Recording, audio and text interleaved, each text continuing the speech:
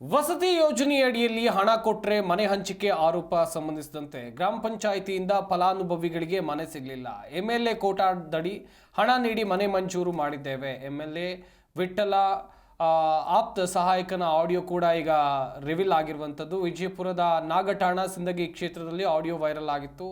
ಫಲಾನುಭವಿ ತಂದೆಗೆ ಭೇಟಿಯಾಗಿ ಅಂತ ಇಲ್ಲಿ ಆಪ್ತ ಸಹಾಯಕ ಹೇಳಿದ್ದಾರೆ ಎನ್ನುವಂಥದ್ದು ಗೊತ್ತಾಗ್ತಾ ಇದೆ.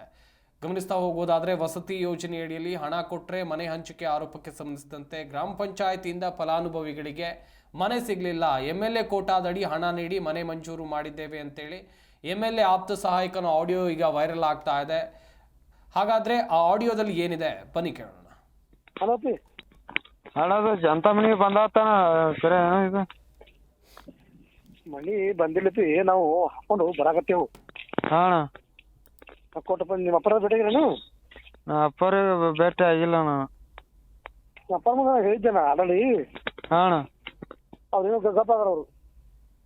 ಏನ ಆಲ್ರೆಡಿ ನಾ ಬಂದಿಲ್ಲ ಅಣ್ಣ ಮನೆಗಳು.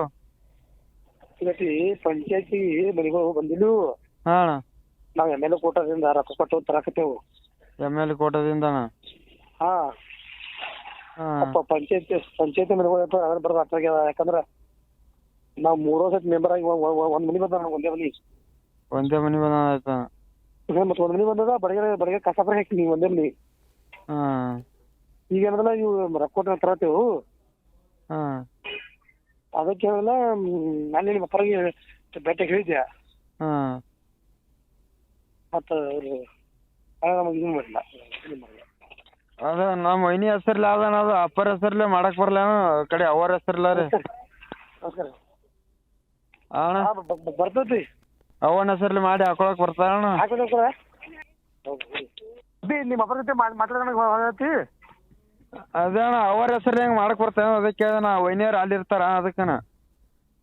ಮತ್ ಜಮೀನ್ ಯಾರ ಹೆಸರು ಐತಿ? ಅಪ್ಪನ ಹೆಸರ್ಲಿ ಅದಣ್ಣ.